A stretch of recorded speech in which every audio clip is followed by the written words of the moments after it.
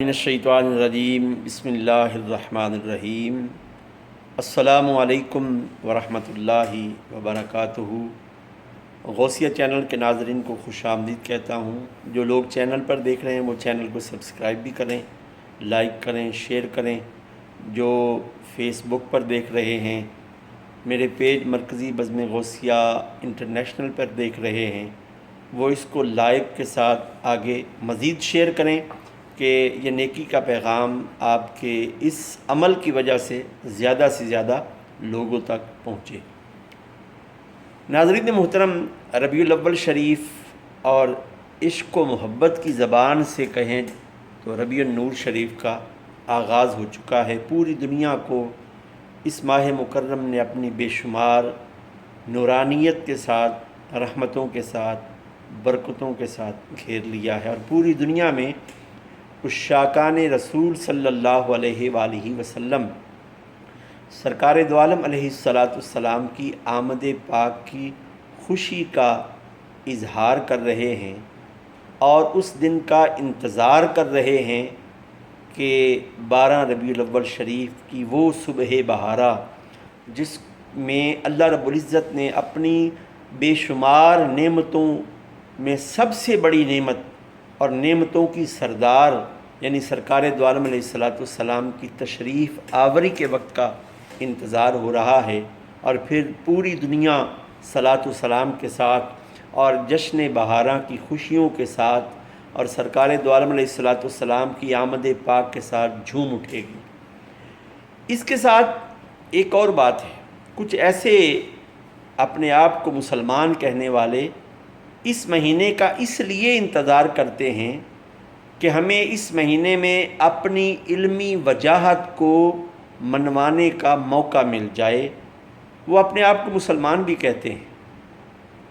نبی کریم علیہ السلام کا اپنے آپ کو امتی بھی کہتے ہیں، لیکن جو لوگ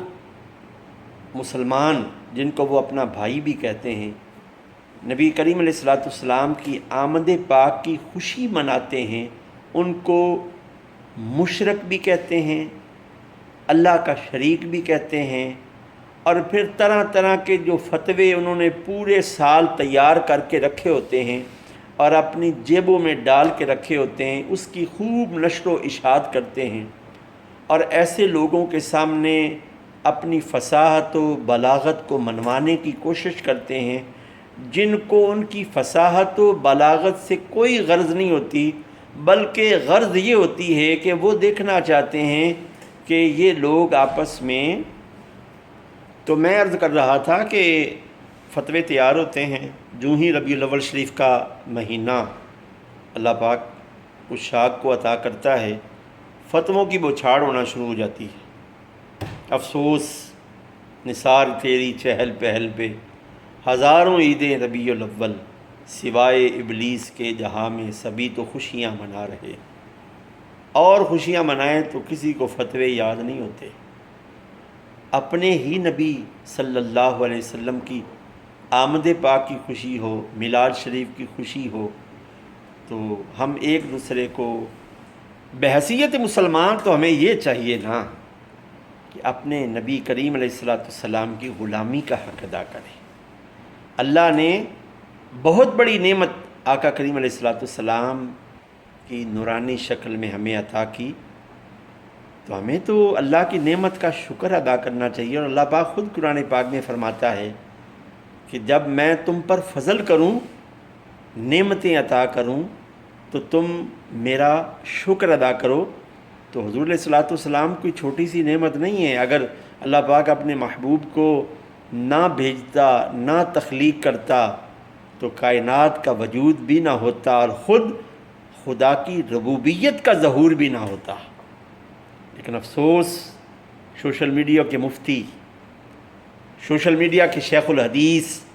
سوشل میڈیا کے شیخ التفسیر، سوشل میڈیا کے مفسرین اپنی علمی دھانک، علمی وجاہت ایسے لوگوں پر آزماتے ہیں کہ جو لوگ خوش ہوتے ہیں کہ یہ جو اپنے آپ کو اہل علم کہتے ہیں یہ تو اپنے محبوب اپنے نبی کریم علیہ الصلوۃ والسلام کی آمد کی خوشی پر بھی ہی متفق نہیں ہے۔